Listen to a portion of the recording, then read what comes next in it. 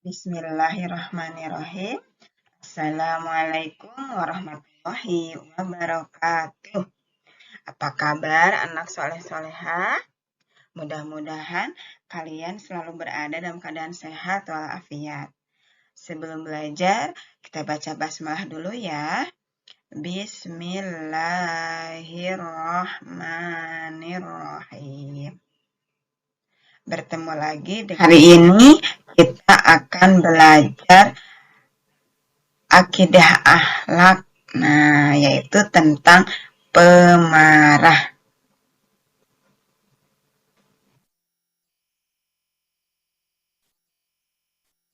Ada beberapa materi yang akan kita pelajari hari ini mengenai pemarah, yaitu pengertian pemarah,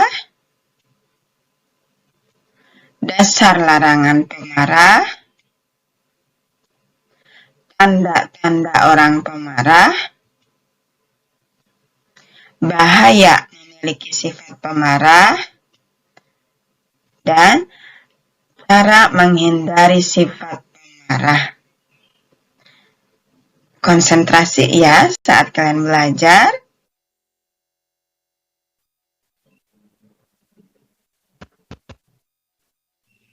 Yang pertama adalah pengertian pemarah. Marah adalah gejolak emosi yang diungkapkan dengan perbuatan atau ekspresi untuk memperoleh kepuasan tertentu.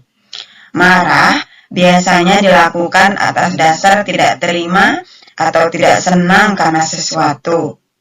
Mungkin karena dihina, dibohongi, atau tidak tercapainya keinginan dan sebagainya. Marah adalah pokok berbagai kejahatan, dan menahan dirinya adalah pokok segala kebaikan. Kita lihat di sini contoh orang yang sedang marah-marah. Begitu ya, jadi emosinya begitu meluap-luap. Karena ada sesuatu hal yang tidak sesuai dengan keinginan dia, makanya diungkapkan dengan cara marah. Ada dasar larangan marah yaitu surat Ali Imran ayat 133 sampai 134 yang artinya, dan bersegeralah kamu mencari ampunan dari Tuhanmu dan kepada surga yang seluas-luasnya, langit dan bumi yang disediakan untuk orang yang bertakwa, yaitu orang-orang yang berinfak bagi lapang maupun sempit, dan orang-orang yang menahan amarahnya dan memaafkan kesalahan orang lain, dan Allah mencintai orang-orang yang berbuat kebaikan. Bahaya marah sampai Allah mengeluarkan dalil mengenai larangan marah. Ada juga hadis yang mengatakan, janganlah marah maka untukmu surga. Artinya dahsyat sekali akibat marah itu, akan kita bahas selanjutnya. Yang ini ya, yang tadi Ibu katakan, ada hadis mengenai larangan marah. La takdob faruddada miroro kola la takdob. Artinya,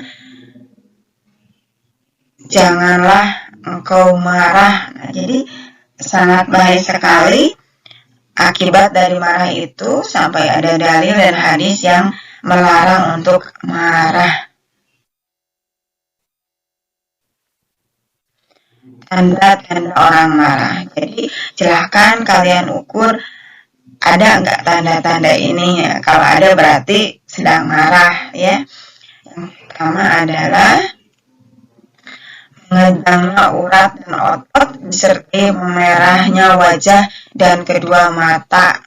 Jadi urat-uratnya itu mengejang, terus wajahnya merah sama matanya. Yang kedua, wajahnya cemberut dan dahi yang mengerut. Yang ketiga, permusuhan dengan orang lain melalui lisan, tangan, kaki, atau yang lainnya. Kalau lihat dari sini, tanda-tandanya tidak enak dilihat ya. Jadi kalau kalian sedang marah, silahkan lihat cermin. Wah, aku ini ada nih tanda-tanda ini nggak enak dilihat, jadi jangan marah ya. Ada bahaya-bahaya memiliki sifat marah. Ada bahaya marah bagi diri sendiri dan bagi orang lain. Kalau bagi diri sendiri, yang ini merugikan diri sendiri, artinya capek, lelah ya kalau sudah marah, lalu menghilangkan pemikiran rasional karena menuturkan hawa nafsu. Tidak sedikit kita lihat orang yang sedang marah, dia melakukan hal-hal yang di luar logika, bahkan bisa melakukan hal-hal yang sangat berbahaya. Misalkan membunuh, terus dia bisa juga merusak barang-barang yang artinya nanti malah rugi ya. Dapat meretakkan hubungan persaudaraan dan pertemanan. Jadi kalau sedang marah, biasanya suka jadi musuhan, dijauhi orang. Nah, kalau orang yang sedang marah biasanya kan orang-orang tidak suka, makanya suka dijauhi. Lalu mempengaruhi kesehatan tubuh. Nah, jadi kalau sedang marah-marah, tekanan darahnya jadi meningkat, suhu badan meningkat, bisa jadi panas ya karena emosi, lalu depresi dan sulit tidur, lalu mendapatkan dosa. Rugi ya kalau dilihat ini bahaya marah bagi diri sendiri, sudah tidak bisa tidur, kesehatan menurun, dan biasanya ke muka juga pengaruh ya, mukanya jadi tidak enak dilihat. Nah, kalau bagi orang lain, marah itu bisa melukai perasaan orang lain, merusak hubungan keluarga dan menimbulkan rasa takut dan benci. Nah, jadi kalau kita sedang marah kan biasanya tidak kontrol, kata-kata yang keluar suka tidak enak, makanya biasanya melukai perasaan orang lain, dan itu sangat berbahaya karena biasanya kalau lidah itu melukai hati sulit untuk disembuhkan. Jadi dikontrol ya ketika kalian sedang marah. Cara menghindari sifat marah. Jadi kalau kalian itu merasa ada sesuatu yang membuat kalian marah, karena kita tidak bisa ya, kita tidak bisa menghindari marah. Jadi ada aja saat kita merasa marah, tapi harus dikendalikan. Nah, ini kata Rasulullah, orang yang mampu melawan dan mengangkang hawa nafsu itu adalah orang yang mampu mengendalikan marah. Jadi orang yang kuat itu bukan orang yang pandai bergulat, otot, kawat, tulang besi, bukan, tapi orang yang mampu menahan amarahnya. Jadi ada hal yang membuat dia marah, pasti ya manusiawi kita merasa marah, tapi ada hal-hal yang bisa kita lakukan saat kita sedang marah, yaitu satu, bersabar dan mengendalikan diri. Jadi tenang, sabar ya. Yang kedua, wudhu dan segera melakukan sholat. Jadi Rasul itu memberi tips kalau kalian sedang marahnya berdiri, segera duduk. Duduk masih marah, segera berbaring. Berbaring masih marah, segera melakukan wudhu. Nah, karena marah itu bersifatnya api dari setan, maka akan hilang dengan wudhu, dengan air ya. Sholat juga masih marah, waduh, banyak-banyak zikir kepada Allah, karena itu marahnya sudah mempengaruhi ke dalam hati yang paling dalam.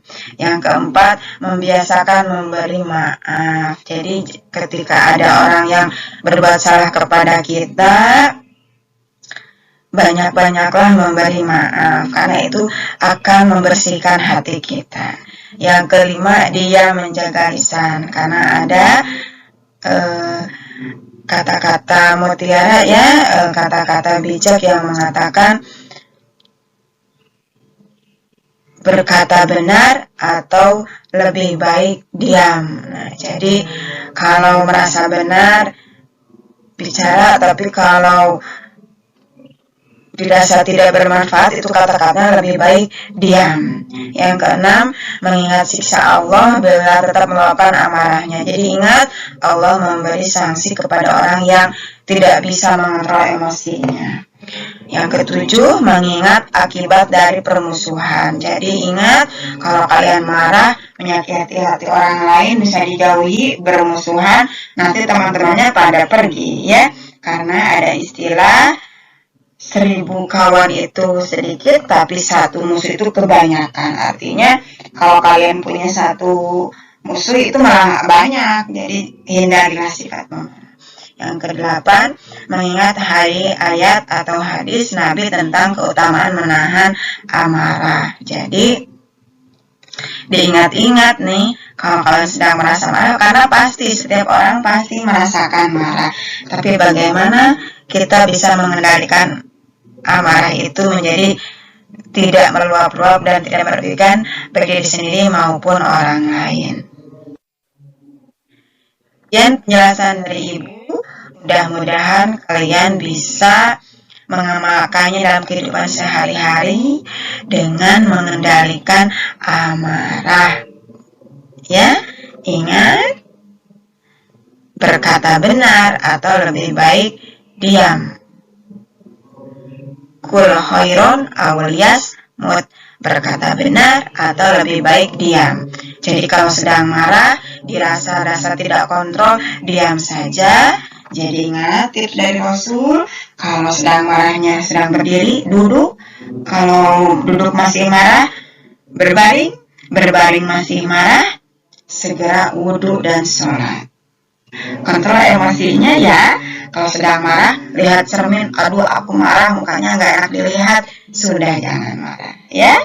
Perbanyak senyum, salam, sapa, sopan, santun, 5S. Itu akan membuat muka kita lebih enak dilihat. Wassalamualaikum warahmatullahi wabarakatuh.